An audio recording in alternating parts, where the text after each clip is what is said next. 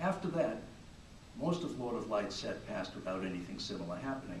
I was about to write it off. It's what I'd felt with something that happened when you did spend too many long nights doing too many strange drugs.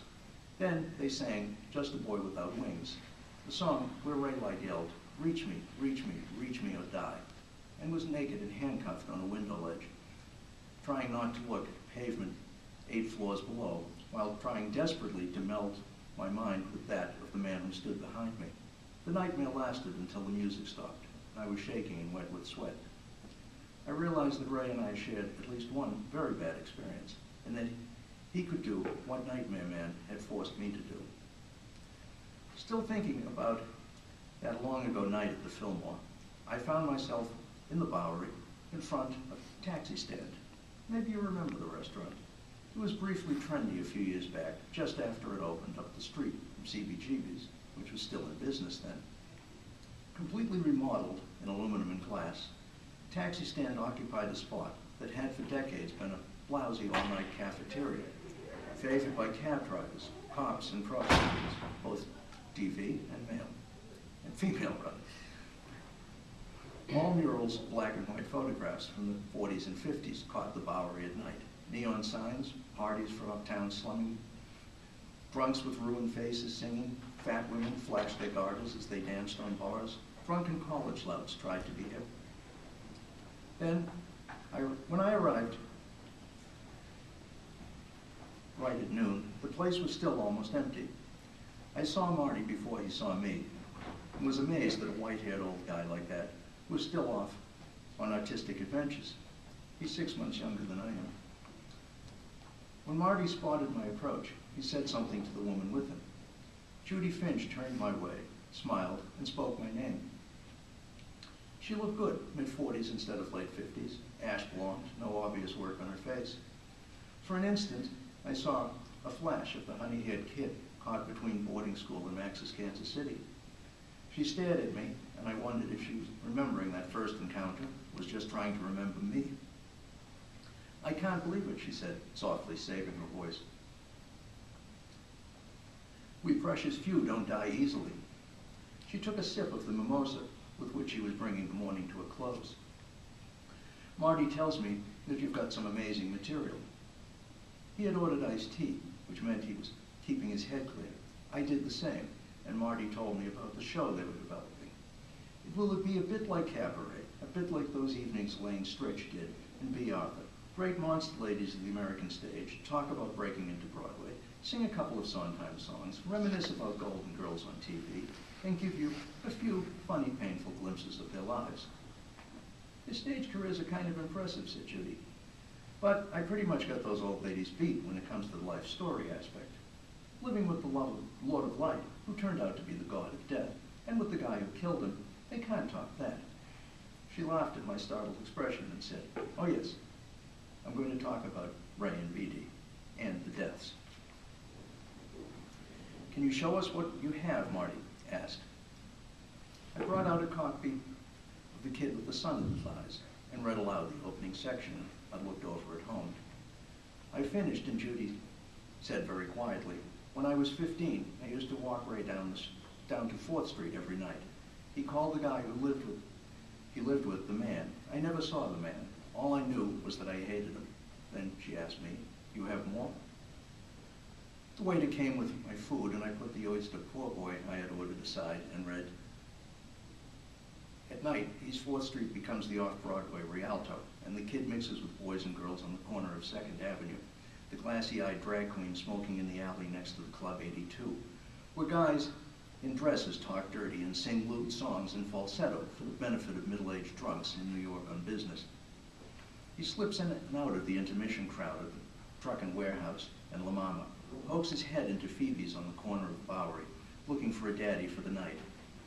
And then, in the smoke and amid the crowds of dealers and liberty actors and lead-poisoned painters and playwrights dying for a break, a guy comes up to him and says, 'The kid with the sun in his eyes.' For a moment, the kid is in the man's memory, a thing that every once in a while happens with him. He sees himself on the street that afternoon with Mad Rambeau, who has since disappeared, and knows this is the guy Rambeau was talking about. The guy starts buying him drinks, tells him his name, says he has a gallery uptown, and even seems like he thinks the kid might be impressed. But the only thing about the junk the kid pays attention to are the money laid out at the bar and something he says. "You can read me. I felt you do it. I see you flying towards the rising sun with your eyes wide open and blind, and I'm tagging along." The kid understands what Rambo was saying about this guy being one crazy queen, but he believes he can handle it. Later, with the crowd beginning to thin out, the man says he knows the kid is the one who is going to break through, and he wants to find out tonight. By then, the kid's snorted enough junk in the men's room, using the man's money that he plucked off the bar, and he isn't afraid of anything. The kid with the sun in his eyes can't remember the drinks and the junk, can't remember the ride in the creaking freight elevator, or what happened to all his clothes, or when his hands got cuffed behind his back. "Close your eyes and see into me," says a voice behind him. The kid's bare feet are on a windowsill. A huge window is open in front of him, and 8 floors down is the concrete sidewalk. The glimpse he briefly had into the mind of the one who brought him here is wavy and blurred. Reaching it now is like trying to see through a sun glare, even though it's night outside and the cold air is hitting him. "Look at me," he hears the man stands right behind him say. But the man has a grip of iron and holds the kid's head so the kid can't turn to see him. "Look into me," the man said. "You did this once this afternoon when I first saw you, and you did it for a moment in the bar. And you will do it again. You will look into me," he says. "I can teach you how, but I want to be able to do it better than you to be able to do it better than I can. Once I had this boy. I found him on the street and brought him here, and he could see with his eyes shut and could look into me, but not at will, only off and on. I taught him in the same way I'm now teaching you. And when he had almost reached the point where he could leave me, they took him away." He talks some more, and the kid realizes he's going to be trapped here and tortured until he sees or dies. At first, the man never let the kid with the sun in his eyes out of his sight, kept him tethered and tied when he was out. Got him off drugs cold turkey. The kid could not go away in his mind with the man. The man could go there and bring him back, and the kid stopped fighting it because he was learning to get inside other people's minds. Not most of the time, or with most people, but he could look down at the street below, look inside certain people, and he wanted to learn how to do that with everyone. After the first night, the man no longer suspended him in front of an open window or forced him to communicate. After a couple of weeks, the man trusted him enough that when he went off to work one morning, he gave the kid $1, let him out on the street, and told him to be back at 6 o'clock. It was a test, and it worked. The kid was fascinated enough that he did come back, even though he hated the man. Given how things were, there was no hiding that.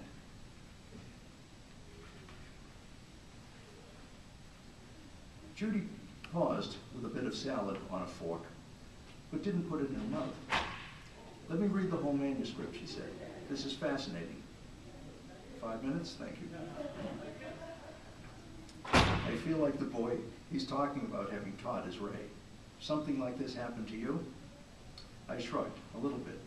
When Ray sang that last weekend at the Fillmore, I saw what happened to him and knew he was the one Marcy had talked about, so I put that in the story. "We both got a touch of Ray," she said, and looked at me like suddenly she did know who I was. "It was after this you started writing science fiction?" "I write fantasy," I said. "And that began a lot later. I want to use this material," said Marty. Remembering what happened and looking in the newspaper at the newspaper photo, I sat down at an ancient typewriter and wrote "The Kid with the Sun in His Eyes." 40 years later, I was still kind of pleased with it.